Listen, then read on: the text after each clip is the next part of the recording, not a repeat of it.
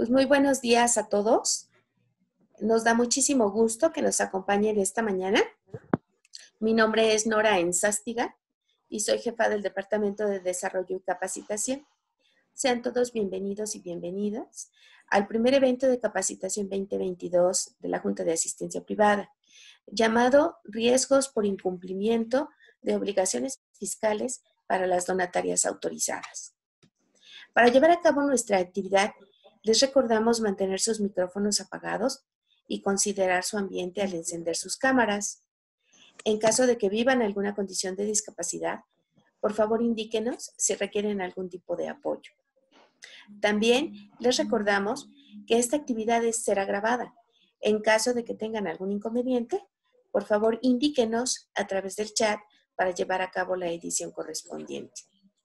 Por último, no olviden colocar su nombre en el nombre del usuario y colocar en el chat de qué institución de asistencia privada nos acompañan, ello con el fin de registrar su asistencia.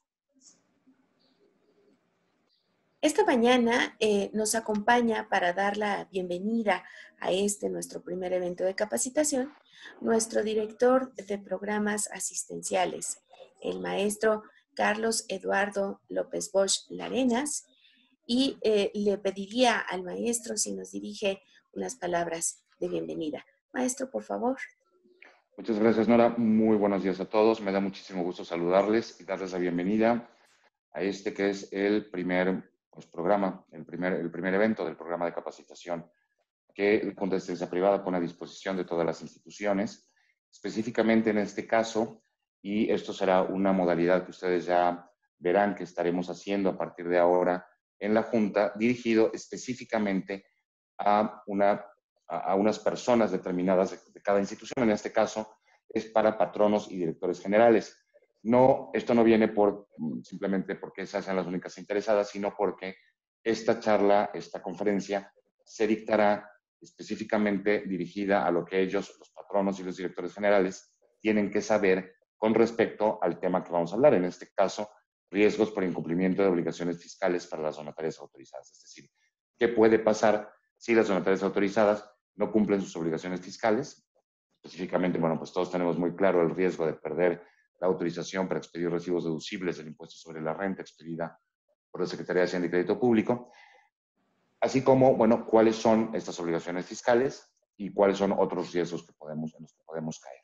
Es un tema muy importante, sobre todo porque a lo largo del año anterior hemos tenido, y al principio es hemos tenido diversos cambios en las misceláneas fiscales, etcétera, en diferentes normatividades, y entonces, pues es importante que las conozcan. De la misma forma, habrá esta misma charla, esta misma conferencia, dirigida para las personas de carácter operativo, por ejemplo, de las instituciones. Y así lo iremos haciendo con los temas que los ameriten. Entonces, pues, ojalá y qué bueno, ¿no?, que hemos estado cuidando que en esta conferencia asistan efectivamente aquellos que desempeñan este cargo específico o estos cargos específicos dentro de las instituciones, porque se dirigirá a ellos. Específicamente el día de hoy se repasarán algunas de las normatividades de las obligaciones fiscales que las instituciones de asistencia privada de la Ciudad de México tienen que cumplir de manera correcta y oportuna, como son la Ley del Impuesto sobre la Renta y su reglamento, la Ley del Impuesto al Valor Agregado, también su reglamento, de la misma forma el Código Fiscal y la resolución de la miscelánea fiscal. Entonces, para todo ello, nos hace favor de estar con nosotros el licenciado, perdón, licenciado y contador, bueno, 2 veces licenciado o licenciado y contador, como quieran, Raúl Ibarra Insunza. Él es abogado y es contador público además. Él es socio asesor del despacho Chévez, Ruiz Amarripa y compañías, especialista en materia fiscal para donatarias autorizadas, y además tenemos el gusto y el honor de que sea consejero de la Junta de Asistencia Privada de la Ciudad de México. Es nuestro consejero. Así que, pues, muchísimas gracias, Raúl, por, la verdad, tu disposición, por el apoyo que siempre brindas a la Junta y por estar aquí en esta conferencia. En nombre del presidente de la Junta de Asistencia Privada, Fernando Balzaretti Ramírez, y en nombre de todos los que la conformamos, les agradecemos a ustedes y les damos la bienvenida al primer evento del programa de capacitación 2022 de la Junta de Asistencia Privada. Por mi parte, no queda más que agradecer la presencia de todos ustedes y agradecer al equipo que ha hecho posible esto, que es el equipo que, la verdad, tengo el gran gusto y el honor de presidir, que es el de la Dirección de Programas Asistenciales de la Junta de Asistencia Privada. Muchas gracias a todos, que tengan muy buen día y ojalá esta conferencia les sea útil. Adelante, por favor. Muchísimas gracias, maestro, por tus palabras. Y bueno, sin más, y ya habiendo presentado a nuestro conferencista, el contador, le dejo los micrófonos. Muchas gracias. Buenos días a todos. Es un gran honor estar con ustedes. Recordemos que el ser patrono es una alta responsabilidad, pero también produce grandes beneficios para las instituciones cuando el patronazgo se ejerce con todo su alcance. Digamos, los temas que tenemos programados para hoy va a ser una pequeña introducción, recordar simplemente lo que es el patronato y sus principales responsabilidades. Y luego un poco una visión muy genérica de lo que fueron ciertas reformas que afectan sensiblemente a nuestro sector, no solamente las IAP, sino a todo el sector social. Y luego unos temas específicos prácticos, para que como patronos entendamos la responsabilidad que enfrentamos y el riesgo que corren nuestras instituciones si no se atienden correctamente esas normas. Iniciando, pues el patronato, todos sabemos lo que es, ¿no? Es un grupo de individuos nombrados o elegidos para establecer políticas, ejercer responsabilidades legales, dentro de ellas las fiscales, y supervisar la administración de una institución, ya sea una IAP o bien algún otro tipo de fundación. ¿Y cuáles son sus principales responsabilidades? Cumplir, primero, y hacer cumplir la voluntad fundacional y los estatutos, en donde se plasma esa voluntad y diversas otras obligaciones. Por supuesto, representar a la institución, realizar y vigilar que se realicen todos los actos necesarios para el cumplimiento del objeto. Esa es, en el derecho se le conoce así al patrono como un buen pater familias, es decir, un buen padre de familia. Esto quiere decir que el patronazgo lo tenemos que ejercer como si fuera parte de nuestra propia familia, la institución en la que estamos fungiendo como patronos. Cumplir con y hacer cumplir, por supuesto, las obligaciones que les marcan la ley, los estatutos, así como las disposiciones o instrucciones que le señale la Junta de Asistencia Privada, en nuestro caso, evidentemente, ¿no? Pero muy importantemente, el fundador dejó una función, la encargó, afectó un patrimonio, y esto es de lo más importante que tiene como responsabilidad del patronato. La conservación, no solamente eso, sino también el mejoramiento e incremento del patrimonio. Y esto lo resalto porque todos lo hemos visto en los últimos años, con motivo de la entrada del nuevo régimen, sin entrar en temas de politiquería, hay una clara tendencia a afectar al tercer sector, sean o no donatarias. Simple y sencillamente, el Estado se quiere convertir en el gran benefactor, eliminando las participaciones de los distintos miembros del tercer sector, con objeto de generarse un aprecio por la población, ¿no? Entonces, esas medidas son las que han dado lugar a unas reformas. Las más importantes entraron en vigor el 1 de enero del 2021. El 1 de enero de este año entró una nueva que no afecta de manera directa a nuestro sector, sino de manera indirecta. Esa la voy a mencionar brevemente, seguramente todos la conocen, la limitación que nosotros habíamos logrado, y nosotros, específicamente su servidor, junto con representantes del tercer sector, CEMEFI, distintos organismos como Appleseed, el Centro Mexicano Pro Bono, etcétera, en donde gestionamos ante las autoridades hace 4 años, en el proceso legislativo no se limitara la deducibilidad de los donativos, sino que se respetara una canasta adicional. Entonces, las personas físicas, hasta el 31 de diciembre de 2021, teníamos 2 canastas para nuestras deducciones: los gastos médicos, hospitalarios, dentales, funerarios, etcétera, los pagos de colegiaturas, ¿no? Y, por otro lado, logramos que esa canasta existiera para los donativos que daban las personas físicas.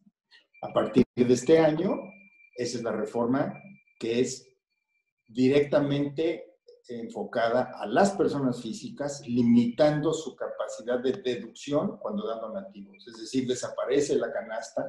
Si lo ponemos en números, teníamos un importe en la canasta 1, que era de las deducciones genéricas para personas físicas, y teníamos la canasta 2, donde teníamos otro importe. Desaparece ese importe. Ahora solamente tenemos el primero, que es muy limitado, y normalmente, y más con esto de la pandemia, pues los gastos médicos, los gastos de salud seguramente van a consumirnos principalmente esa canasta. Luego las personas físicas, si quieren donar, ya lo harán de corazón, ya no tendrán ningún beneficio fiscal. Siempre seguramente lo han hecho con el corazón, pero no estaba de más tener ese dulce adicional que era la deducción. Ahora solamente los donativos se harán con el corazón. Y esto seguramente nos impactará como sector en una menor recaudación de fondos para nuestros objetivos. Esa es la modificación que hicieron este año. Pero el año pasado incorporaron causales de revocación de la autorización de donatarias autorizadas, así como nos impusieron cargas adicionales de información que tenemos que dar, transparentar, para poder mantener nuestra autorización. No vamos a entrar en detalle en eso, simplemente es que hay una carga adicional a partir del 1 de enero del 2021, ya la vivimos durante este año pasado. ¿Y cuáles son las afectaciones que provocaron esas reformas?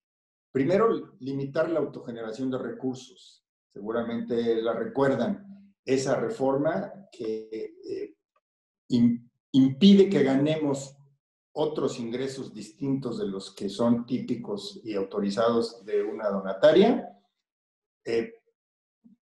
porque si pasamos del 50% de todos los ingresos por esos otros, podemos perder el estatus de donataria y con eso incluso perder el patrimonio.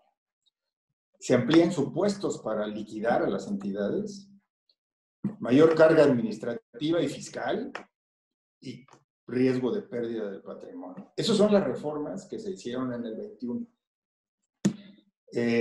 Dentro de ese año, yo di algunas conferencias para capacitar a las gentes que trabajan específicamente con esas obligaciones.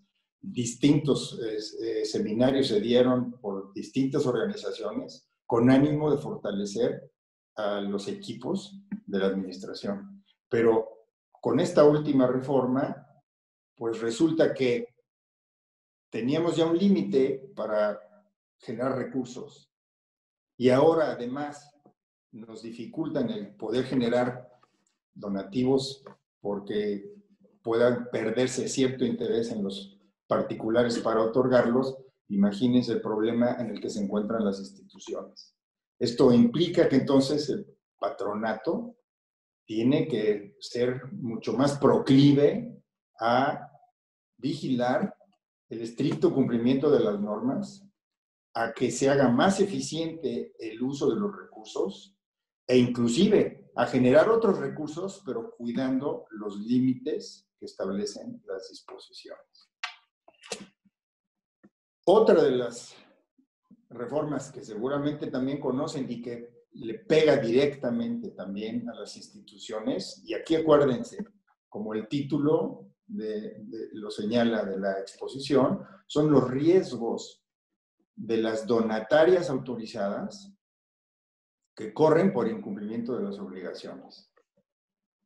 Es decir, si aquí entre nuestros patronos hay IAPs que no son donatarias autorizadas, no se preocupe, no tenía ninguna ventaja antes.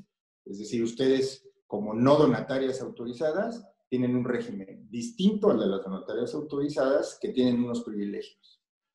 Las no donatarias autorizadas, por ejemplo, son título 3, pagan impuesto solamente por todos sus ingresos, solamente por todos sus ingresos que excedan del 5% de ciertos ingresos específicamente establecidos. Están en una situación en donde todo, casi todo lo que obtienen, si tienen un remanente, debe pagar impuesto. No tienen el riesgo de perder el patrimonio porque no disfrutan del beneficio del régimen de exención que tienen las IAPs donatarias. Para simplificarlo, una IAP donataria no paga impuesto por los donativos. Una IAP no donataria paga impuesto por los donativos, porque no es donataria autorizada. Una IAP donataria no paga impuesto por los intereses. Una IAP no donataria debe pagar impuesto por sus intereses, por los rendimientos que tenga en el sector financiero. Una donataria autorizada, si arrienda inmuebles, no paga impuesto por las rentas. Una no donataria debe pagar impuesto por los ingresos por arrendamiento. Para que vean que sí hay una ventaja de ser donataria. Desgraciadamente, con este gobierno, el que tengamos esa ventaja provoca ahora que si perdemos el estatus de donataria, pudiéramos perder el patrimonio, lo que nunca pasará con una que no es donataria. Entonces, las que hoy no son donatarias están en un mundo no tan beneficioso como en el de las donatarias, pero no tienen el riesgo de perder el patrimonio como sí lo pueden tener las que gozan del beneficio de la exención otorgada por el régimen de donatarias autorizadas. Pero hay otro. Por ejemplo, las donatarias autorizadas, antes no teníamos que pagar impuesto por ciertos gastos no deducibles. Lo que tienen que hacer las no donatarias. Si tienen un gasto no deducible, pues simplemente no lo van a poder disminuir de su base y van a pagar impuesto. Bueno, en el caso de las donatarias, una de las reformas que entró en el año pasado fue que todas las erogaciones tienen que contar con CFDI y todas las erogaciones arriba de 2,000 pesos deben realizarse o con cheque, tarjeta o monedero electrónico o vía transferencia. No se pueden erogar en efectivo. Aquí fue un ataque claro al sector, pues piensen ustedes cuando algunas realizan acciones en zonas rurales o en zonas afectadas por desastres, entre otros. No el temblor, porque eso es aquí en la ciudad y aquí hay todas las facilidades para obtener CFDIs y para hacer pagos con tarjeta, etc. Pero piensen en inundaciones. El temblor que hubo exactamente en el 2017 y que afectó zonas rurales de Puebla. Ahí, pues, no podemos ir a hacer una transferencia, etc. Y todas esas acciones que se realizaron para salvar y ayudar a esta gente durante el 17 no tenían esta disposición y se pudo apoyar. Ahora nos costaría el 35% de esa erogación pagarle al fisco, ¿no? Ataque frontal de parte del actual gobierno contra las instituciones donatarias. Y les quiero decir cuáles son las causales de revocación que existen para que presten atención como patronos a que debemos tener absoluta vigilancia profunda sobre el cumplimiento del régimen del que disfrutan las donatarias autorizadas. Uno, los activos se deben destinar al objeto social autorizado. Es decir, no puedo, y esto es correcto, no puedo destinarlo a hacer cosas diferentes de lo que fue la voluntad fundacional. Me parece que eso es lógico. Aquí es delicado lo siguiente. Si me gusta poner este ejemplo, si mi fundación se dedica a poner curitas, y entonces ustedes sustituyen curitas por mi fundación se dedica a, ¿ok? Entonces, yo pongo curitas. Algunas atienden viejitos, otros niños de la calle, otros, etcétera. Curitas, ustedes lo sustituyen. Si pongo curitas y los recursos los destino a comprar equipo para poner curitas, está bien. Si los destino para comprar equipo administrativo para administrar cómo pongo los curitas, está bien. Pero si lo dedico a realizar actividades diversas, puedo estar en esta causal. Y entonces piensen ustedes otra vez, ¿no? Yo a qué me dedico y si estoy comprando, invirtiendo, realizando adquisiciones de bienes que no son o de servicios que no tienen nada que ver con mi actividad de poner curitas. Se las dejo porque eso es muy importante. Por supuesto, una que es clarísima, no expedir CFDIs por donativos. Pues es que pareciera que estamos lavando dinero. Cada donativo que caiga debe llevar un CFDI con todas las formalidades que esto implica. Y quiero decirles que las formalidades no son tan complejas como parece ser. Es simplemente el CFDI de donativo y un complemento de donativos específico que tiene las reglas que ustedes no tienen por qué saberlas, pero tienen que saber que existen para poder exigirle a su gente que cumplan con esas disposiciones que están perfectamente establecidas en las normas aplicables y que su gente de administración tiene que conocer. Entonces, CFDIs por donativos deben expedirse siempre que se recibe un donativo, pero solo deben emitirse por donativos. Si me pagan una renta y expido un CFDI de donativo, estoy utilizando indebidamente el CFDI de donativos. Si alguien está pagándome renta, es deducible para el que la paga. Si está usando esa bien para sus actividades, eso es un gasto permitido para el que lo realiza, para el que hace el gasto. ¿Para qué le sirve un CFDI de donativo? Lo que estoy haciendo es desviando la información, alterando la realidad de la información como donataria. No debo usar CFDIs de donativos para ingresos que no son de donativos.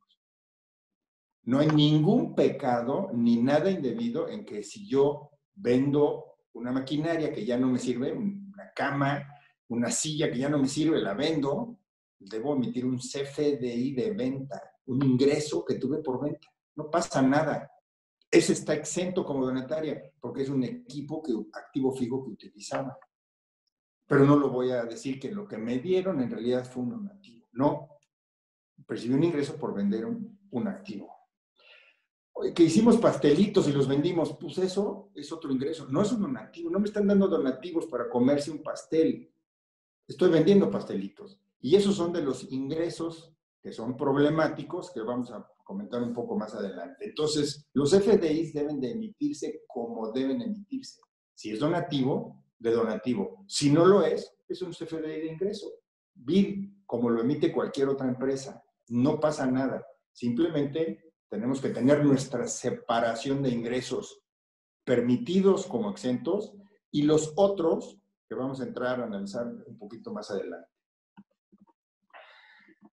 Si el SAT por cualquier medio se entera que hay algún incumplimiento de obligaciones o de requisitos aplicables a donatarias autorizadas, el no estar dentro de la norma da lugar a que el fisco pueda cancelar la autorización de donatario. Entonces, tenemos que estar vigilantes que nuestro equipo administrativo presente los avisos, los reportes, la información que tiene que rendirle al SAT, las declaraciones informativas, etcétera, la información que debe presentarse al público, que debe estar disponible para que la gente llegue y se informe qué hacen con mis donativos. Eso está perfectamente regulado y es perfecto que esté así. Tristemente a nosotros nos piden esa transparencia que el gobierno no está teniendo. Acuérdense del decretazo del señor, donde lo que quiere aparentemente, no aparentemente, es ocultar como prioridad nacional todos sus proyectos para no darnos transparencia, pero eso sí nos la exige. Desgraciadamente, la ley nos obliga y tenemos que ser transparentes. Es correcto que alguien que da dinero para una causa vigile, supervise, no puede meterse al más, pero ver que su dinero se utilizó para comprar curitas y poner curitas. Es correcto. Eso no tiene nada de malo. El problema es que si no cumplimos, podemos tener causal de revocación de la autorización. Hay una que espero que nunca caigamos, que es, seguramente han oído ustedes, estas lo que se llaman las empresas fantasma.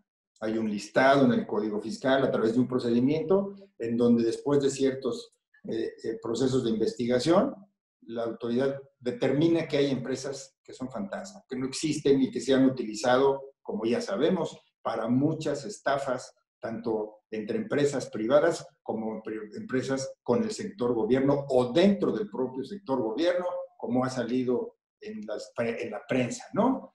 Asignaciones de contratos del ejército en el aeropuerto de Santa Lucía a empresas fantasmas. Entidades de gobiernos municipales, estatales o federales contratando con empresas fantasmas. Entonces, las empresas fantasmas también las utilizan el gobierno, no solamente los particulares. La GAFI, que es el Grupo de Acción Financiera Internacional, que es un grupo internacional del que México es parte, que lucha contra el terrorismo y contra el financiamiento al terrorismo y el lavado de dinero, establece como sector sensible al sector de las donatarias. En el mundo, no solo en México, en el mundo. ¿Por qué? Porque a través de las donatarias, cuando se utilizan las figuras de las charities con estrategias perversas, por ahí se lava dinero. Te doy un donativo. ¿Sí? ¿Y quién es el que me lo dio? ¿Me lo dio el Chapo? Sí, si me lo dio el Chapo, tengo que hacer un perfil perfecto, un expediente completo de que fue el Chapo, cómo me llegó, etcétera. Y tengo que ventilar que me lo dio el Chapo. Y no puedo poner otro nombre o que fue un donativo anónimo. Eso estoy ayudando al lavado de dinero. En cambio, si me lo dio el Chapo, y digo que me lo dio el Chapo, es un donativo, ¿eh? Para mí es un donativo limpio. El punto es que estoy revelando que alguien me está dando un donativo y tengo que tener el dato claro y perfecto de esa persona. ¿Por qué? Porque muchas, aquí puse el Chapo, pero piensen cuántas personas dicen que hacen donativos y tienen sus recibos deducibles y con eso evaden al fisco, y quien ayudó a que se evadiera el fisco fue la donataria. Entonces, esas listas de los fantasmas, espero nunca, como miembro del consejo directivo de la Junta, encontrar una IAP que estuviera en esa circunstancia, ¿no? No me importa si sea donataria o no, una IAP que fuera una IAP fantasma. Por eso, Fernando Balzaretti, nuestro presidente, en recientes procesos que hemos iniciado dentro de la Junta, estamos dando de baja a muchísimas IAPs que se les dio la autorización para constituirse y sin embargo nunca operaron, y algunas otras que ni siquiera se constituyeron. Y las estamos dando de baja y dándole notificación a todas las autoridades para que nadie vaya a utilizar el apellido IAP para realizar actos perversos, afectándonos a nosotros, las gentes que estamos haciendo las cosas como Dios manda. Esa es otra causa. Esa, por supuesto, que debe ser causal de pérdida, no solamente de la autorización, sino pérdida hasta de la libertad. Otra, que algún representante legal, socio, asociado o integrante del consejo directivo o de administración de alguna de esas listadas en el 69 sean o no donatarias. Aquí puede ser alguna de esas empresas que ha tratado o con el esquema de Odebrecht o del aeropuerto de Santa Lucía o de la estafa de Quintana Roo.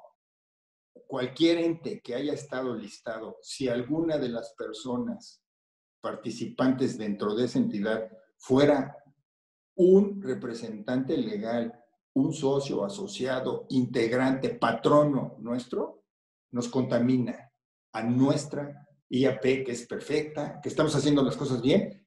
Ese ser nos contamina por su perversidad de haber participado en esa, y a nosotros nos quitan la autorización, aunque no hayamos hecho nada indebido. Lo indebido fue haber incorporado dentro de nuestras funciones a una persona con esa ralea.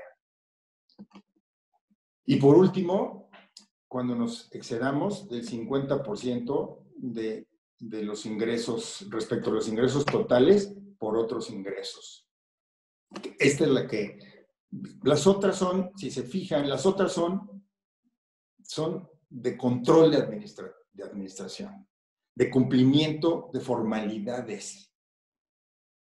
Les ponemos atención y no pasa nada, nos hacen los mandados. Pero esta de los ingresos que excedan del 50%, esta es grave, porque esta sí nos provoca el riesgo de no poder cumplir nuestra función si los donativos disminuyen, que disminuyen naturalmente ahora por la falta de actividad económica. Ya hubo una disminución, seguramente todos lo percibieron. Esto fue en el año 20 y 21, todavía no ha entrado en vigor la de las personas físicas que comentamos al inicio. Ya todos debieron haberlo percibido en sus instituciones, que han bajado el monto de los donativos. ¿Qué nos viene ahora para el 22? Seguramente una reducción adicional. Y mientras no se reactive plenamente la economía por esta pandemia, pues seguiremos teniendo ese problema. ¿Cuál era la salida? Que las instituciones, conforme a lo que establece la ley, hoy todavía pueden realizar actividades diversas a la de poner curitas. Puedo organizar una rifa, puedo organizar una carrera, puedo organizar un bazar. Sí puedo. Y esos ingresos es perfectamente legal obtenerlos. ¿Qué pasa?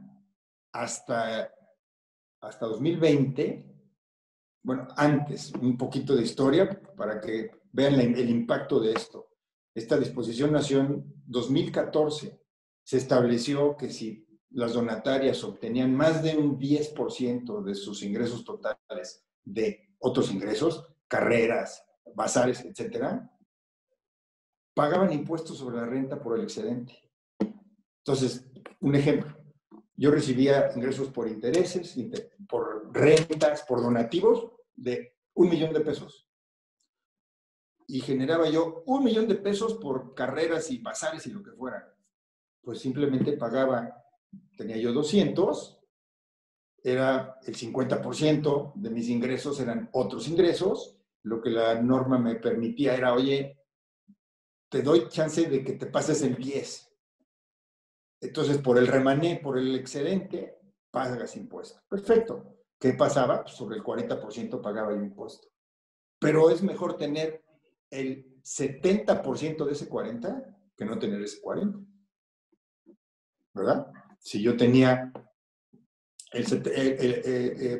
digamos, era de 1 millón, el 90% de ese millón eran 900,000 pesos, pues pagaba yo el 30% y me quedaba yo con 530,000 pesos a la bolsa. Que si no hubiera generado esas carreras, bazares, no tendríamos ese dinero para nuestras actividades. Así nació la norma en 14, hicimos labor con el Ejecutivo, porque el Congreso no lo aceptó, y el Ejecutivo emitió un decreto que nos daba un crédito de impuestos, y entonces era, déjenme decirlo así, letra muerta.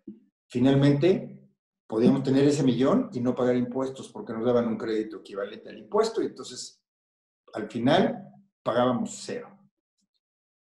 Ese decreto se renovó, lo sacó Calderón, lo renovó Peña, y apenas entra el nuevo gobierno, desaparece ese decreto a partir del 1 de enero de 2020.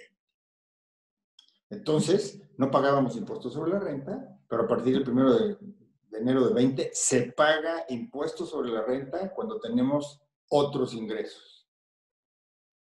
Con ese límite de que hay un 10% que nos permite.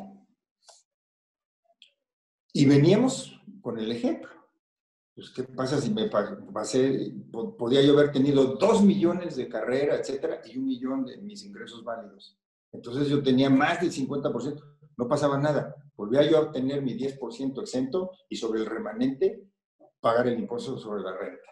Ahora, si me paso del 50, pierdo el régimen de donataria autorizada con riesgo de tener que transmitir mi patrimonio a otra donataria y de que me liquide. Entonces, este tema es muy importante. ¿Por qué? Porque tenemos que ser muy inteligentes para generar esos otros ingresos, pero controlados. No por el riesgo de perderlos, de perder la autorización porque me pase, no voy a generarlos. Yo seguiré diciendo que prefiero tener esos adicionales sin llegar al 50 y pagar el impuesto y tener recursos para poder apoyar a mi actividad, que por el miedo de no pasarme, no tener esos otros ingresos, porque podré estar corriendo el riesgo de que no me liquide el fisco porque no me pasé, sino de que me liquide yo solo porque no reúna los recursos y no pueda cumplir con mi objetivo si no tengo el financiamiento vía donativos y mis actividades permitidas que me permitan salir adelante. Esto ya es numérico, ya es talacha, como me gusta explicarlo, para nuestra gente de administración, los operativos, pero esto es muy importante que lo tengan el patronato lo tenga claro de que sí podemos tener ingresos, pero hay que ser cautelosos y cuidadosos en cuándo cerrar la llave, para que cerrando la llave con oportunidad tengamos el 70% de algo que no tendríamos. Y es mejor el 70% de algo que el 100% de nada. Para que operen estas causales y nos sancione el fisco, tengamos que pagar impuestos y tengamos que probablemente para transmitir nuestro patrimonio, hay un procedimiento, o sea, no se da en automático, ¿no? Y de los casos que les dije de todos, siempre hay posibilidad de que si incumplí, por ejemplo, incumplí por destinar activos a otros fines, porque no expedir correctamente los FDIs, porque el fisco vio que no presenté, y seguramente a algunos les ha pasado, no presenté la declaración de ingresos y deducciones, no presenté cuando hubo la de los sismos, no presenté cuando hubo la del COVID, etcétera. Obligaciones formales, el fisco detecta el incumplimiento, inicia un procedimiento, me notifica, me dice, se me hace que tú estás mal aquí, acredítame que presentaste. Puede ser que lo presenté y no lo tengan ellos. Bueno, no me lo acreditas, te notifico que pierdes la autorización y te publico. ¿Qué pasa? Ese año en el que nos notifican, nos convertimos en título 2, nos convertimos en una IAP, perdón, no título 2, nos convertimos en una IAP del título 3, de las que no tienen ninguna exención, que paga impuesto sobre la renta como si fuera título 2. Si consigo que me den la autorización, porque hay posibilidades, en todas estas que les dije, hay posibilidades de nueva autorización. Es decir, me la quitan, aplico, corrijo, pago lo que tenga que pagar, pago los platos rotos, pido nueva solicitud y si estoy, pues, el fisco revisa mi expediente completo, ya satisfice las omisiones, las incorrecciones, me dan nueva autorización, listo, no pasó nada. Pero si pasan más de 12 meses y no tengo nueva autorización, entonces entro en un proceso de transmisión de mi patrimonio a otra donataria. Aquí no quiero entrar en temas constitucionales, desde mi punto de vista habría una violación a la esfera de la competencia. Nosotros como IAPs somos entidades constituidas por una ley de orden local, así está en la Constitución establecido. Solamente las entidades federativas tienen competencia sobre la materia por ejemplo, la asistencia social, no es competencia federal, y nuestro patrimonio se constituyó antes de que fuéramos donatarias. O sea, salvo que fuéramos y aún así, una IAP que se constituyera nueva hoy, de todas maneras, primero se constituye y mucho después se le da la autorización de donataria. Entonces, siempre nos constituimos conforme a una ley local y una autoridad federal una ley federal no tiene injerencia sobre una norma local. Pero eso, espero que nunca tengamos que defenderlo, que si cumplimos con nuestras obligaciones y cuidamos nuestros niveles de ingresos, nunca tendremos que preocuparnos de defender el que tengamos que transmitir nuestro patrimonio porque una ley federal lo ordena, violando lo que una ley local nunca nos obliga. Entonces, pero el punto es este. Todas las causales que les mencioné, la de las empresas fantasmas, la de que un representante de una fantasma nos contamine, todas las de CFDI, todas podemos renovar. Fíjense qué torpeza. Todas podemos, hasta la de una empresa fantasma, podemos renovarlas. ¿No? Ya corrimos a este patrono o a este representante legal o a este directivo, ya no hay, ya te lo acredito, bueno, te vuelvo a dar la de donatario. Fíjense esa, ¿no? Y sin embargo, si nos pasamos del 50, solamente hay una posibilidad de que nos vuelvan a dar autorización. Cuando a través del CFDI puedo estar haciendo malversación de los recursos. Y en cambio aquí estoy generando ingresos transparentes y pagando el impuesto físico. Pero no quieren que sobrevivamos. No quieren que sobrevivamos. Entonces, por eso tenemos que ser muy cuidadosos en el cumplimiento de nuestros requisitos, pero más en el de nuestros ingresos distintos de los que nos autoriza la ley. Ustedes no tienen que conocer con todo detalle cuáles son, si lo quieren, es muy fácil. Son 2 párrafos del artículo 80 de la Ley de Impuesto de la Renta.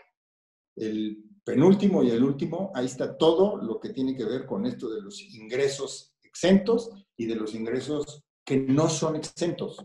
Sí los puedo obtener, no son ingresos indebidos, no son ingresos no permitidos, no, son ingresos exentos e ingresos gravados.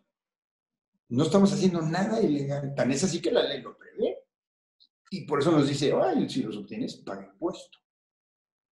Pero ahora, la nueva, introdujeron en el 21, nos castiga si nos pasamos del 50%. Entonces, muy importante que tengamos muy claro, nuestra obligación como patronos no es conocer el dedillo y el detalle, la minucia, conocer que existen estas situaciones que ponen en peligro la subsistencia de nuestra institución. Que estamos enfrentando una circunstancia económica difícil por la pandemia, más por las restricciones legales que se están poniendo al sector de donatarias para reducirlo. Lo puedo decir con absoluta seriedad.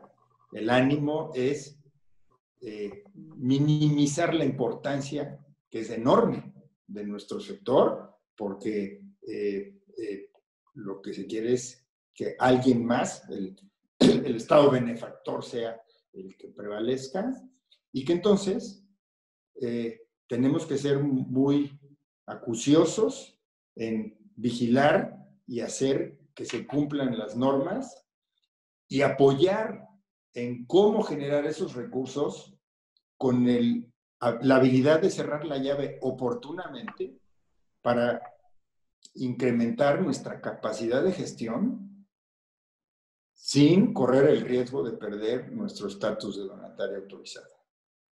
Insisto, en todas mis conferencias siempre lo he dicho, más vale tener el 70% de algo que el 100% de nada. Yo prefiero hacer carreras y prefiero hacer bazares y prefiero vender pastelitos y prefiero lo que quieran con control, porque eso me produce recursos adicionales, bien documentado, bien expedido el CFDI, correcto, y pagado el impuesto, estoy teniendo un remanente que me apoya a mi operación y más en este entorno económico desfavorable. Y por último, por supuesto, si cayéramos en el indeseable supuesto de que ya la perdimos y no obtuvimos la renovación de nuestra autorización, uno, el fisco vendrá con todo para que donemos el patrimonio. No se dona a donde ellos quieran, se dona a donde la donataria decida. Tiene que ser una donataria autorizada la que lo reciba, forzosamente. Entonces, llegado ese momento, como ya lo mencioné, uno, la defensa, a través de un juicio de constitucionalidad por la invasión de esferas de competencia. Dos, si no se quiere enfrentar el proceso o nuestra corte no resolviera como debiera resolverlo, tenemos ejemplos y sabemos de casos que la corte no ha entrado, que debiera ya haber entrado y no ha entrado, en los casos de controversias constitucionales, etcétera, no iniciados por particulares, sino por congresos, inclusive, ¿no? Por el Congreso, ¿no? La acción de inconstitucionalidad es una acción por el Congreso para, porque no está de acuerdo con que se hayan emitido normas anticonstitucionales. Y entonces, la Corte pudiese no ser, digámoslo, imparcial que nos gustaría, y nos resuelve negativo nuestro amparo, y entonces tendríamos que donar. Bueno, pues donaríamos a una institución que fuera afín, que tuviera los mismos objetivos, pero que tendría que ser donataria y no la que nos diga la autoridad. Por lo menos es lo que hoy está en la ley. No sé si en el futuro, con un congreso mayoritario, hagan una reforma en donde digan, no, además yo te digo a dónde no. Eso, imagínense, ¿no? Entonces, es muy importante que tengan esto en cuenta. Y hay una reforma que no es, digamos, no es perjudicial, pero hay que tenerla en cuenta. También entró en vigor el 1 de enero de este año. Está en el Código Fiscal de la Federación y es simplemente identificar a lo que se llama el grupo de los beneficiarios controladores. Beneficiarios controladores. ¿Qué se entiende por beneficiario controlador? Al grupo que toma decisiones en cualquier entidad.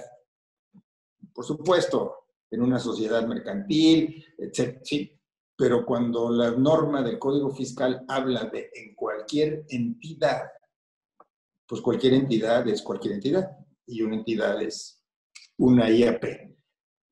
Y aquí, otra vez, eso está girado por la GAFI, está de acuerdo con lineamientos de la GAFI, este Grupo de Acción Financiera Internacional, y en la exposición de motivos, por si hubiera duda, hay gente que discutió esto conmigo, le dije, ve la exposición de motivos, y en la exposición de motivos no habla de donatarias, habla de fundación. Es decir, y la exposición de motivos cuando utiliza expresiones son expresiones que no se tienen que tomar a la letra, sino en el concepto. Y más cuando viene de la referencia de la GAFI, que claramente tiene al sector social como un ente sensible para, como herramienta que en ocasiones es utilizada por la delincuencia organizada, el narcotráfico y el terrorismo para el lavado de dinero. Entonces, evidentemente, esta información del beneficiario controlador es algo que debe estar dentro de los expedientes de nuestra institución. Está en el artículo 32b, ter, quater y quinto, o sea, son después del 32b bis, ya no les alcanzó y no quisieron poner nuevos artículos, entonces pusieron el ter, el quater y el quinques. Ahí, esto es importante, es simplemente un expediente bien identificado de quiénes son los que toman las decisiones, los que guían. Entonces, aquí el tema es esta obligación no tiene que presentarse, sino debe estar disponible para cuando la autoridad fiscal la solicite.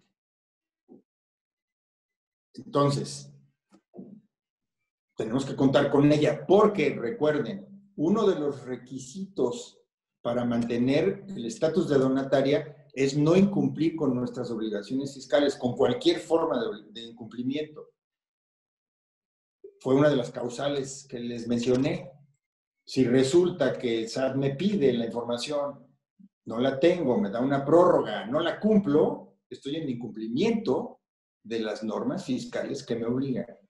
Luego, podría dar motivo a que me notifiquen el inicio del proceso para cancelarme la autorización, y si procede, porque no la he presentado y no tengo esa información para rendírsela cuando me la solicitaron, pues estaríamos en incumplimiento.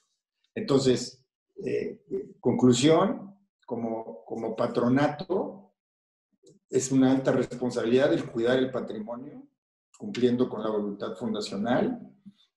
No solamente cuidarlo, sino incrementarlo. Por eso mi énfasis en la vigilancia del cumplimiento, pero también en la inteligencia para generar esos recursos adicionales con la mesura adecuada para nunca pasarnos del 50%. Y de esa manera estaremos cumpliendo con nuestra función de pater familias, ayudando a nuestra institución a que haga lo que hace con esa nobleza y con ese gran beneficio para todo el sector al que le ponemos curitas. Entonces, esta era básicamente la plática que yo quería compartir con ustedes, una charla de la relevancia de las disposiciones fiscales respecto de la supervivencia de la institución y de la posibilidad de su pérdida de patrimonio, para que estemos muy conscientes de lo que enfrentamos y lo hagamos entonces con conocimiento de causa y vigilemos que nuestros operativos lo hagan como indican las normas, y de esa manera poder concentrarnos en el cumplimiento de nuestro objetivo fundacional. Y estoy completamente disponible y abierto a la sesión de intercambio, preguntas, dudas, comentarios, sugerencias. Por favor, con toda confianza. Muchas gracias, contador. Adán, ¿tenemos alguna pregunta en el chat? Sí, la primera, si el contador podrá facilitar la presentación como apoyo visual. Por supuesto, yo estaba preparada para presentarla y que la fueran viendo conforme iba yo avanzando. Desgraciadamente, y estas son de las cosas que luego suceden, mi computadora ayer el disco duro tronó. Afortunadamente estoy en la red, pero estoy en una red con ciertos privilegios de seguridad que no me permiten compartirla. Entonces, voy a hacer el proceso de que alguien en el despacho me haga el favor de bajarla a una presentación como las que todo el mundo conoce y que se pueda mandar, porque lo intenté durante la mañana antes de que iniciáramos, y no, llega con medidas de seguridad que impiden que la puedan abrir. Entonces, me encargaré de eso, y los asistentes, y no los que no hayan asistido, para que vean de lo que se perdieron, también tendrán acceso a la presentación, que es básicamente lo que comenté, muy resumido, pero esta es una herramienta muy importante, porque con esa ustedes llegan, la ponen en la mesa a su gente de administración y dicen: a trabajar, amigos. Esto no podemos caer en ninguna de estas. Tenemos que ser muy acuciosos en el cumplimiento y muy inteligentes en ver cómo generamos recursos adicionales con la medida correcta. Lo tendrán sin ningún problema. Muchas gracias, contador. ¿Alguna otra, Adán? Me parece que hay dos más. Sí, de parte de la licenciada Carolina Silva nos pregunta, ¿cómo se conforma ese expediente? Ese expediente, déjenme leerles lo que dice la disposición. No es muy complicado, en realidad. Déjenme, porque me están pidiendo que inicie mi video, por mucho gusto. Déjenme ponerlo. Ahí está mi video.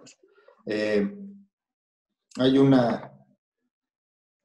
está en el artículo, como les dije, en el 32B Quater, y lo que tiene esta disposición es, insisto, está basado fundamentalmente en lo que busca la GAFI. Esto sí no es creación de nuestros legisladores, no tienen cabeza para eso. Esto es producto de lo que ha generado este grupo internacional que lucha contra el terrorismo y el lavado de dinero y el financiamiento al crimen organizado. Hoy todavía no existe cómo debe ser el expediente. Miento, creo que ya hay una forma en la resolución miscelánea, que no la tengo ahorita, no la recuerdo, pero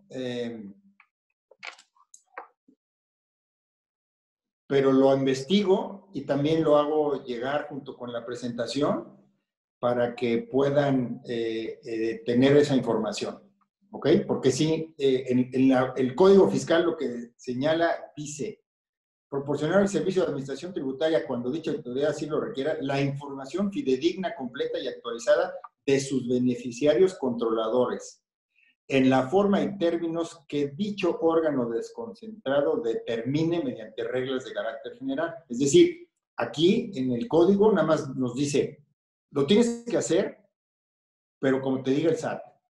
Y en las reglas generales me parece que ya hay alguna ficha para poder tener esa información, que les haré llegar esa información si existe. Y si no, tendremos que estar atentos a la resolución miscelánea. Pero me parece que existe, la buscaré. Gracias, contador. Siguiente. Tenemos una pregunta de parte de Beatriz Urquiza Quiroz. ¿Podría explicar nuevamente quiénes son los beneficiarios controladores? Magnífico. Voy a leer la disposición tal cual.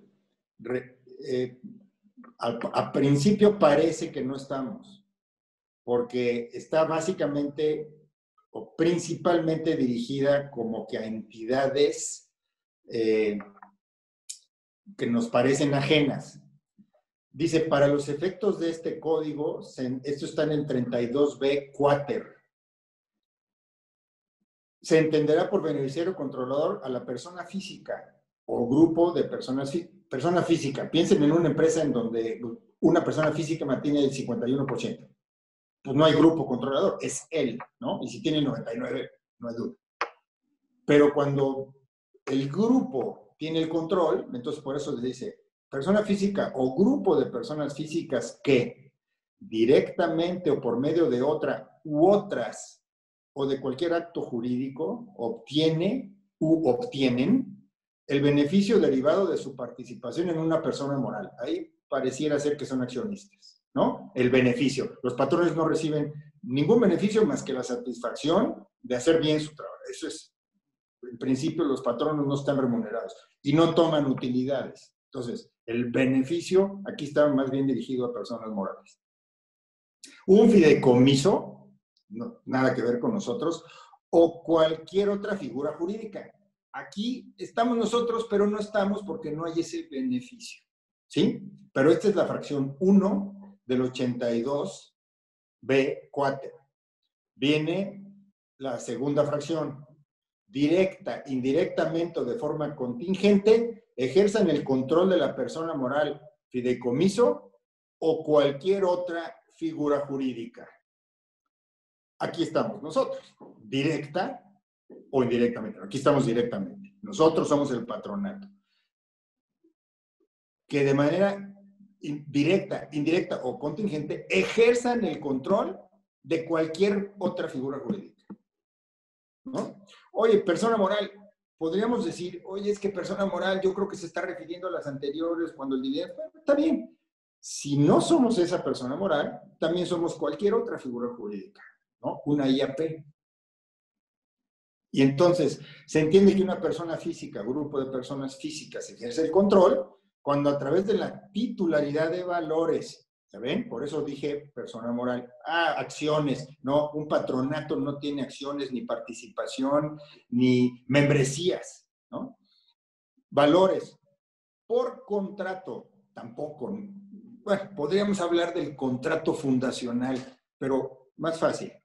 O por cualquier otro acto jurídico, y cualquier otro acto jurídico, pues es el que estemos en un patronato, en unos estatutos de una entidad.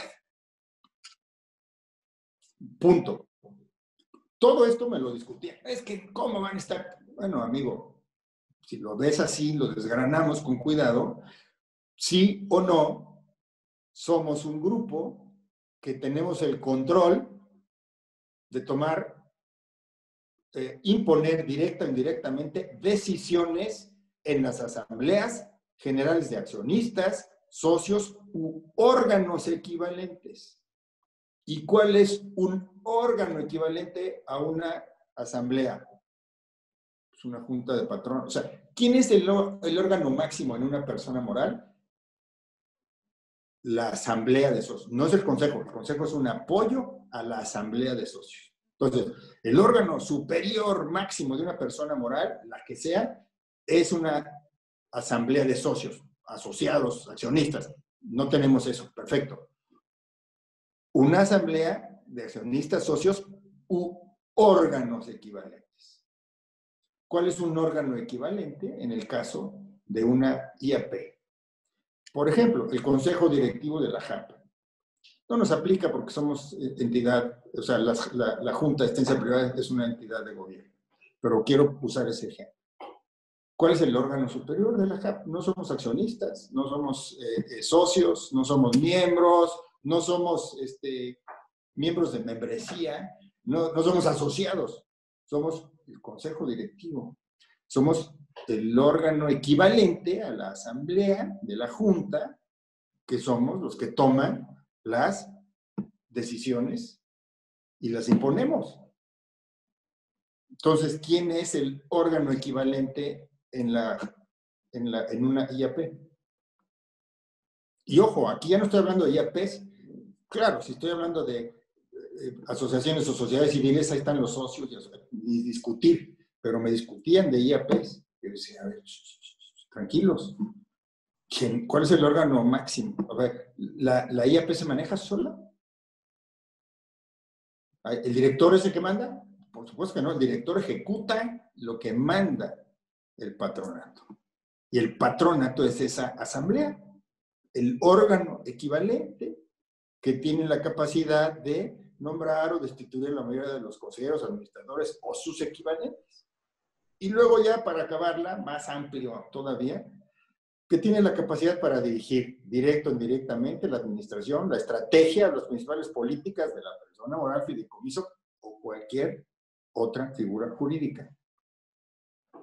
Punto. No hay discusión. Por no tener un expediente conforme a lo que diga el SAT, vamos a ver qué dice. Ya sea que ya lo haya publicado y se los mande, o estemos atentos para cuando lo publique. Pues lo tengo y lo lleno y me pongo a discutir y me pongo en una situación de no tenerlo para que resulta que sí debía tenerlo y con eso ponerme en una causal de incumplimiento y que me quiten la tarea. Si soy transparente, ¿qué me importa decir quién es mi máxima autoridad y ponerlos? ¿Y saben por qué es esto? Acuérdense lo del 69B que les dije de las empresas fantasmas. Puede ser que no sepamos quiénes son nuestros patronos, con todo respeto, con todo cariño. Caras vemos, corazones. Eso es sabiduría popular. No estoy inventando nada. Caras vemos, corazones no sabemos. ¿Sí? Y entonces todo esto es para saber quién eres, dónde vives, no sé qué datos van a pedir, pero seguramente van a ser datos que no tenemos ningún problema en darlos. O sea, a mí yo soy patrono de 2 instituciones, ¿no? Pues a mí que me pidan lo que me quieran. Yo soy transparente, al contrario. Por eso puedo pegar, perdonen la expresión, pero así lo he hecho en mesas en el SAT, porque soy transparente. Para poder hablar claro y fuerte, hay que estar transparente. Nada que revisen por donde gusten. Eso es lo que queremos de patronos, que todos podamos pegar en la mesa con educación, pero hablando claro, ¿no? No, o sea, humillados, temerosos, no. Si estamos bien, ¿de qué tememos? Hay que darle información. Se las proporcionaré si ya salió la ficha, para que sepamos. No hay duda que tenemos que darla. Punto. Y el que tuviera duda es mejor dar de más que no tenerla y exponerse a un riesgo. ¿Alguna otra pregunta, Ada? Sí, de parte de Rafael Joaquín Mancera, ¿hay alguna sanción directa a los patronos, ya sea civil, de corresponsabilidad o penal? A ver, esa pregunta tiene sí y no. Por ejemplo, sí, si un patrono realiza actos contrarios a la ley, a la moral y a las buenas costumbres, tiene su sanción. Si resulta que la IAP no presenta una informativa, no hay ninguna sanción para el patrón. Es una sanción a la institución. Entonces, las conductas personales de los patronos son responsabilidad de los patronos y por supuesto que habrá las consecuencias si es una infracción en lo civil, pero en su gestión como patronos, en tanto su gestión sea legal, si realiza actos ilícitos en su gestión y el patronato realiza actos ilícitos, y ahí es en donde, por eso son las actas de sesiones del patronato. Yo no estoy de acuerdo y asienten que me niego a que se haga tal cosa. Yo no participo de esa acción. Entonces, si hay una consecuencia, yo estoy liberado, pero los otros que no se opusieron tendrán su consecuencia si, acuérdense, en el derecho penal, cuando se comete un acto que ocasiona la comisión de un delito, no se sanciona a la persona moral, porque la persona moral es una entelequia, es una concepción jurídica. ¿A quién se sanciona? A los ejecutores, a los que son los creadores de esa conducta delictiva. Claro, si mi cajero me está robando dinero y está lavando dinero, el cajero, yo tengo una responsabilidad, digamos, social, por no haber hecho bien mi labor y ver que haya una auditoría, que se supervise al cajero, que haya arqueros de caja y cómo se maneja el recurso, etcétera. O sea, cuando hay conductas ilegales cometidas por individuos dentro de la institución que no tienen que ver directamente con instrucciones, direcciones, políticas mías como patrono, yo no tengo responsabilidad, se va a perseguir. Tengo que acreditar que esa persona hizo eso, pero hay un principio que es lo que se llama el daño provocado por la falta de pericia en la supervisión y en la vigilancia. Entonces, si tengo políticas, mecanismos, auditorías, etcétera, y de todas maneras algo se hizo, no tendré consecuencias. Pero si hay malas conductas y no hice supervisión, no me encargué, porque los auditores no son investigadores de fraudes, los auditores analizan estados financieros. Tengo políticas de control interno, etcétera. Y a pesar de eso, se cometen fraudes. En ese caso, si acredito como órgano, como responsable, representante legal, aquí están todos los mecanismos que utilicé para prevenir, no impedir, no se puede impedir, porque no está en mis manos el que un tercero no haga. Entonces, para prevenir, si hago todo lo necesario para prevenir, esa medida de la responsabilidad no alcanza a los administradores porque hicieron todo lo que estuvo a su alcance para prevenir, ¿correcto? Entonces, un chofer atropella a alguien. hay lo que se llama responsabilidad objetiva, sí, la empresa es responsable, sí, pero no los patronos, ¿no? La empresa tendrá que atender y para eso se compran los seguros, etcétera, pero no va a responder un patrono, porque él no iba manejando. Oye, pero es que tú contrataste a un cuate que traía licencia, se distrajo. No era un homicida que contraté para que atropellara. Entonces, ahí es donde esas son las medidas que atenúan la responsabilidad. Pero cuando hay acciones y decisiones tomadas por el consejo, por el patrono, por supuesto que él tiene sus responsabilidades, por supuesto. Pero, por ejemplo, las multas por incumplimiento de esto del beneficiario controlador por no tenerlo, van a la institución. No van a las personas, van a la institución. Y esto es una infracción, no es un delito. ¿Ok? Entonces, sí puede tener, por supuesto que hay responsabilidad cuando su conducta es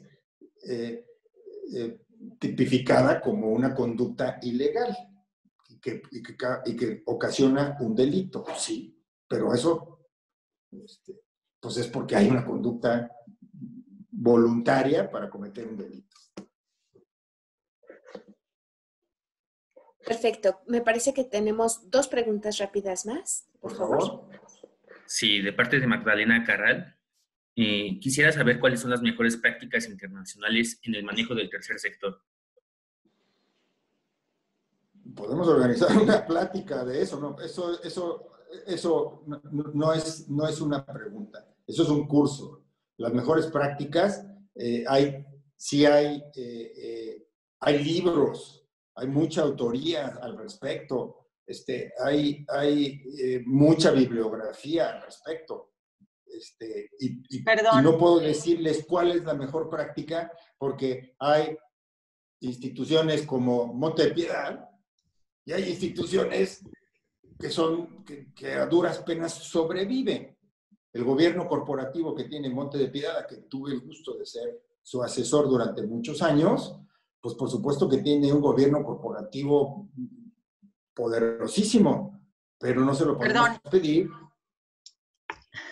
Perdón, ¿sí? Me refería más bien al trato que se le da, o sea, si las disposiciones legales que se están estableciendo en México para el tercer sector, ¿cómo se maneja en otros países? No me refería a cuál era, digamos, perfecto, las mejores prácticas de las fundaciones, sino el trato que se nos está dando, ¿cómo funciona en otros países? Una disculpa por no haber planteado bien mi pregunta. Perfecto. Existe documentación, hay evidencia, la puedo mandar, la evidencia de cómo en algunos países no solamente no se castiga el que tengas otros ingresos, sino que se motiva, se promueve. A ver, ¿qué tiene de malo que yo sea donataria por ciertas actividades y que no pague impuestos y por todas las demás me trate como cualquier pelado y que gane yo lo que sea y pague yo mis impuestos? ¿Cuál es el problema?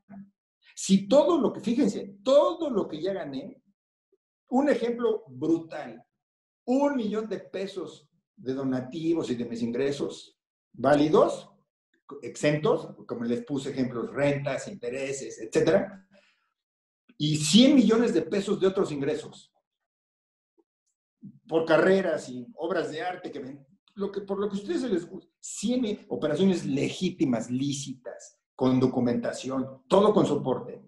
Me gano 100 millones de pesos ahí, le pago al fisco su 30% y el 70%, ¿qué creen a dónde se va?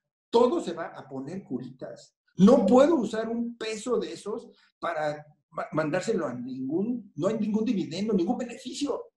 Por eso en los países avanzados, en donde no está el Estado benefactor, el que quiere ser yo soy el único bueno y yo soy el único todo, ¿sí?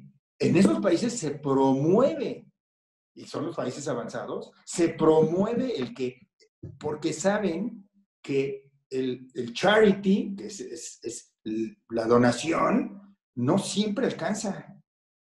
Esa era mi pregunta, gracias. Para supervivencia, es mejor pero te voy a supervigilar y que ese dinero pagues y que efectivamente utilices el recurso 100% en tu actividad fundacional. Y entonces imagínense que tuviéramos esa posibilidad de generar todos los dineros que queramos y todo se va a la canasta de poner curitas. Y acuérdense, sustituyen poner curitas por lo que ustedes hacen. Todo para poner curitas. Comprar mejores curitas. Capacitarme para poder poner mejores curitas. Capacitar a otros a poner curitas. Todo ahí. ¿Qué tiene de malo? Le metí dinero al fisco y estoy teniendo más capacidad para hacer mejor lo que sé hacer. Pero eso es pensar como la gente avanzada, no de manera retrógrada hacia el pasado. Con todo respeto, pero esa es mi posición, porque he estudiado el caso. Así está en la mayoría de los países. Se promueve profundamente la generación de otros recursos. Paguen sus impuestos y listo. Y no utilices el dinero para nada indebido, porque entonces te sanciono. Perfecto, háganlo eso aquí. No, eso se los dijimos. A ver, ¿por qué creen que incluso nos pusieron el decreto en el 2014 y lo mantuvimos aún con Peña Nieto? ¿Por qué? Porque dijimos, a ver, cuate, ve la fuerza que tiene este sector en todo lo que te ayuda como país. Ve los impactos sociales que tiene, que tú no puedes atender, no porque seas incapaz, no porque seas ladrón, nunca usamos esos argumentos. Te apoyamos. Tú tienes otras responsabilidades, además de estas, tienes otras, y bueno, pues a veces no te alcanza. Aquí estamos. No, ahora sí podemos decir, tú te lo robas, ahora sí puedo decirlo. ¿Por qué? Porque nos están afectando y no está llegando. No hay medicinas, no hay estancias, o sea, ahora sí se está afectando. Oye, nos los quitas para que hubiera más, pero no hay. Más nos piden. Entonces, soy un profundo defensor de este sector, con conocimiento de causa. Tengo los elementos, las pruebas de que así se hace en otros países. Son estudios de la OCDE, no son estudios de ahí changuit, no, la OCDE. Estudios importantes que soportan cómo es el tercer sector en todo el mundo. Y la mayoría promueven la generación de recursos pagando sus impuestos. Nos vamos a la última pregunta, Dan, por favor. Claro, es de parte de Javier Moctezuma. Comenta, algunas organizaciones renunciaron a la deducibilidad antes de que entraran en vigor las reformas a la ley fiscal. ¿Qué ha sucedido en estos casos? Bueno, muy interesante pregunta, Moctezuma. Seguramente es Javier. Le saludo con mucho cariño. Y si no, también saludo al señor Moctezuma, si no es Javier, con mucho cariño. Estamos en el a ver qué sucede. Porque fíjense bien, este es un caso, son casos reales de entidades que en el 2019, fíjense, 2019 no había ni vicios siquiera de que iba a venir esta reforma que entró en el 21. En el 2019 avisan al SAT, yo me bajo del régimen, dejo de ser donatario a partir del 1 de enero de 2020. Un año antes de que surgiera siquiera la idea, porque esto se presenta el aviso al SAT en el mes de diciembre, digamos, 11 meses antes de que subiera la iniciativa, que iba a haber eso. Nadie sabía que venía lo del límite del 50%. Y que si te pasabas, perdías el patrimonio.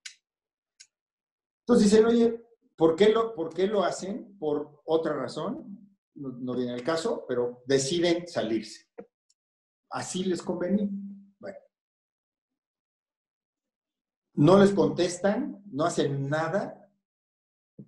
Entra la reforma en vigor el 21 y entonces les contestan, oye, porque les quiero decir, una causal de pérdida de la autorización y de tener que donar tu patrimonio es solicitar abandonar el régimen. No la tenían. Esa incluso les quiero decir, cuando sale la iniciativa, no venía la solicitud. Y luego la incorporan. Porque se dan cuenta y dicen, ya hay unos que se los están yendo, ¿no? Y entonces, le contesta, oye, en atención a tu solicitud, es decir, como si ya estuviera la solicitud presentada cuando está el régimen vigente. Y no, la solicitud se presentó antes. Entonces ahí rápidamente uno de los principios constitucionales que entran en función es el de la no retroactividad de la ley en perjuicio de persona alguna. Alguien, antes de que entrara en vigor esa norma, dijo, señores, yo me bajo. Y la autoridad dice, como te estás bajando, y la nueva norma dice que el que se baja pierde su autorización, así contestaron, te autorizo, pero si quieres, vuélveme a pedir la autorización para que, acuérdense que todas tienen derecho a nueva autorización, excepto la de pérdida por ingresos, que es nada más una ocasión. Entonces yo puedo ser repetitivamente incumplido y repetitivamente tener autorizaciones, pero por ingresos nada más puedo pasarme una vez, me la renuevan y en la siguiente vez ya no me la renuevan. Hasta se ve la tendencia a que no tengas ingresos, a que no sobrevivas. Quiero que te vayas muriendo lentamente, ¿ok? Aunque haya por ahí del 69, a eso sí les puedo dar vida toda la vida, pero no quiero a los demás. Así, ¿no? Bueno, entonces, en eso estamos, en que se está yendo por las vías y que se resolverán en su oportunidad.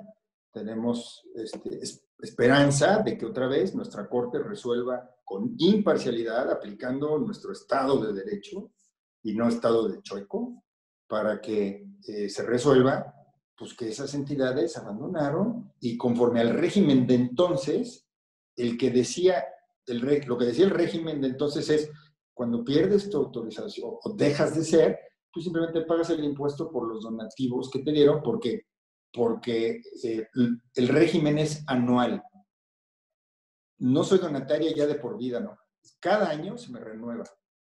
No tengo que hacer nada más que cumplir con mis obligaciones. Si cumplo con mis obligaciones, el SAT revisa mi expediente. Acuérdense que ya casi todo se hace electrónico. Entonces el SAT revisa mi expediente, ve, ahí está el aviso, ahí está la declaración, sí está lo de transparencia, perfecto.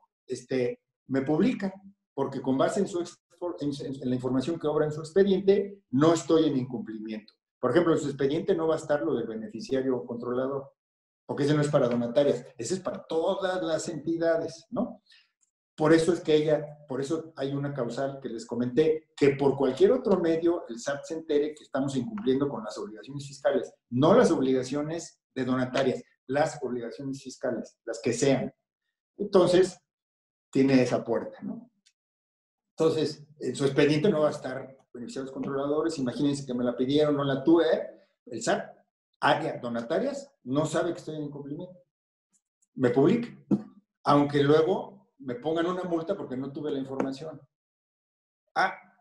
Pago la multa, entrego la información, donataria se da cuenta, ya pagó, y ya no puedo hacerle nada porque ya cumplió. No me di cuenta a tiempo, yo, donataria. Acuérdense, el SAT, a pesar de que es todo el SAT, hay un área específica para donatarias y esa área específica de donatarias es la que iniciaría esas gestiones, no el SAT genérico, ¿no? Entonces, en área específica de donatarias vería su expediente, ¡pum! De repente se entera, oye, fíjate que tal no presentó la definición, pues me voy a ir sobre ella, no, porque ya pagó, ching, se me fue, ¿no? Eso es lo que va a estar pasando, por eso tenemos que estar bien en todo. Entonces, el tema aquí es estar atentos, cumplir bien, para no caer en esa causal. Perfecto, contador, pues muchísimas gracias. Ya no habiendo más preguntas, daremos por concluida nuestra conferencia del día de hoy. no sin antes agradecerle, contador, muchísimo, de verdad, el haber aceptado esta participación en este primer evento de Capacitación 2022. Le vamos a enviar su agradecimiento, por supuesto, vía correo electrónico. Y bueno, pues lo esperamos también para la siguiente conferencia con el mismo tema, pero dirigido al personal operativo de nuestras instituciones, el próximo 27 de enero. Sí, es así. No les a los que sean patronos, si tienen curiosidad, etcétera, porque ahí sí nos vamos a ir auténticamente a expulgar las normas, ¿no? Y ahí es otro tipo de presentación, completamente dedicada a la gente que tiene que saber qué tiene que hacer, cómo hacerlo, para casi como si fuera un taller. Entonces, están invitados, por supuesto, pero los que no pueden faltar son sus gentes de operación. Esas son las que no pueden faltar. Exactamente, así es, contador. Entonces, a nuestras instituciones les extendemos justamente esta invitación para que el personal operativo que esté encargado de este trámite dentro de sus instituciones, si aún no realiza su inscripción, está abierta para que puedan hacer su registro correspondiente. Recuerden, es el 27 de enero, igualmente a las 10 de la mañana. Muchos de ellos ya se inscribieron, lo cual agradecemos enormemente. A nuestras instituciones de asistencia privada les agradecemos de verdad, como decía mi director, a nombre de nuestro presidente, el licenciado Fernando Balzaretti, el haber aceptado esta invitación y pues habernos permitido compartir toda la experiencia de este conferencista que tenemos esta mañana. Muchísimas gracias a todos, que tengan muy buen día y nosotros les vamos a hacer llegar, por supuesto, vía correo electrónico su constancia de participación, además de su presentación e información adicional que nos pudiera dar el ponente con respecto a este tema tan importante. Muchísimas gracias a todos y estamos en contacto. Hasta luego. Hasta luego. Muchísimas gracias por su paciencia y su comprensión. La pasión a veces se me sale de control. No se preocupe, contador. Yo le marco después para ponernos de acuerdo, ¿sí? Sobre los documentos. Yo haré llegar esa presentación y lo del tema de si ya salió la forma para lo del beneficiario controlador. Excelente, contador, para que nosotros podamos enviar la información comprometida y además sí les comento que vamos a darnos prisa para que esta grabación quede ya establecida en el canal de YouTube de la Junta de Asistencia Privada. Nosotros estamos en contacto con ustedes. Gracias. Excelente día. Que estén muy bien. Gracias. Hasta luego, contador. Hasta luego. Hasta luego. Y síganse cuidando. Exacto. Excelente, excelente. Muchas gracias por todo. Gracias a ustedes. Gracias, Nora. Gracias, Carlos. Excelente Gracias. presentación. Gracias, mi señora Vicky. Cuídese mucho. Gracias. También ustedes, cuídense. Bien. Hasta luego. Hasta luego. Y feliz año. Sí, es verdad. Un abrazo. Hasta luego.